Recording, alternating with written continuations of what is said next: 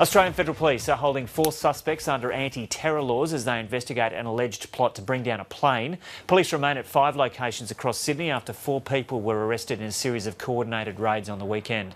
The ABC's been told police found items that could be used to make a homemade bomb. A magistrate has granted permission for the AFP to hold the men for 7 days. Major delays are expected across Australian domestic and international airports today as travellers encounter extra baggage checks. And Jacinta Carroll is Head of Counter-Terrorism Policy at the Australian Strategic Policy Institute, and she joins me now from Canberra. Jacinta Carroll, welcome. So what does this operation over the weekend demonstrate about the capabilities of Australian security agencies? Yeah, good morning, Joe. I think particularly Australian travellers at airports can see that the capabilities are very good at all levels. Firstly, we've had a disrupted plot, the ability of agencies to turn around very quickly. We've heard that critical piece of information about potentially an imminent plot was received only on Wednesday, so it's just 3 days later that they've had what they needed to be able to disrupt that, and we've heard that authorities have told us they don't believe there's anyone else involved in that particular cell, so that's been put to rest in terms of an imminent attack. But it also shows that there's that very good link, particularly with airports and others, to be able to immediately put up increased security measures appropriate to that threat.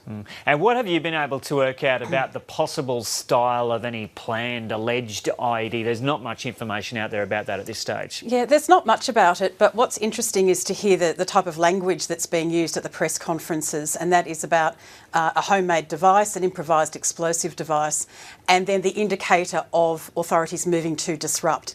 That means, of course, that not only did they see that there was a group that wanted to use an IED and have some form of device on a plane, but that authorities brought together all of that lead information and made the assessment that it appeared that they did have the capability to put that together, and that they were at least part way towards trying to determine how to breach security at the airport. So it's telling us that there's a renewed focus on Australia, that there are people here who are seeking to undertake these attacks and that they have access to information, whether it's just online or it's being provided to them by others with technical information overseas. Would there have been much chance of getting any such device onto a plane? Oh, look, it really depends on what it was, but we do know that there are some things that can get through screening, and we know that that's what terrorists try to get through, but we also know that it's not just screening. Minister Keenan was talking about it, and Minister Dutton were talking about the array of measures that are in place. We've seen one of those measures play out over the weekend. There was never any chance that this group was even going to get near an airport, let alone get through it. So there are a range of factors in place.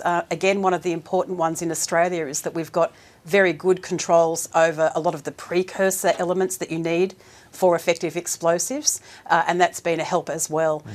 Look, there are ways that you can make having something that is stable and will detonate when the person wants to is a tricky thing. Again, the concern is, and we've heard so much about that concern of the link to IS and other groups, links to foreign fighters, that there's greater knowledge out there and that's being accessed by people in Australia. And so intelligence is incredibly important, but also actual security at airports. This morning, that extra security has included explosives detection before going through the security gate. Should that be happening all the time?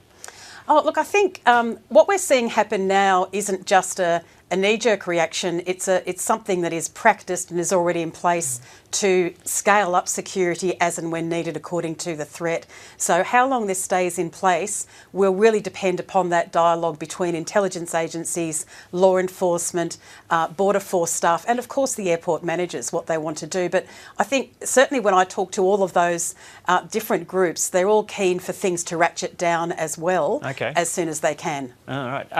I might just run through a couple of things that have been mentioned this morning about airport security, just to get your view on them. Extra security around employees in freight and catering. There was one expert who was suggesting that was still an area in Australia that was vulnerable. Yeah, look, everyone who works airside has to have an aviation security identification card in Australia. And the way that that is administered involves a few different agencies, and there have been concerns raised over the years and in different reviews, whether it's intelligence-focused, security-focused or transport, about the mechanism for ensuring that those security measures are appropriate and balanced with employee access. One of the things that's interesting to see is that the announcement 2 weeks ago of a new Home Affairs portfolio talks about bringing the Office of Transport Security, which is the regulator for those cards, into the Home Affairs portfolio. So that's one of those reasons to continue to look at that access and make sure that it's right. What about a requirement that photo ID should be required to be produced for domestic flights?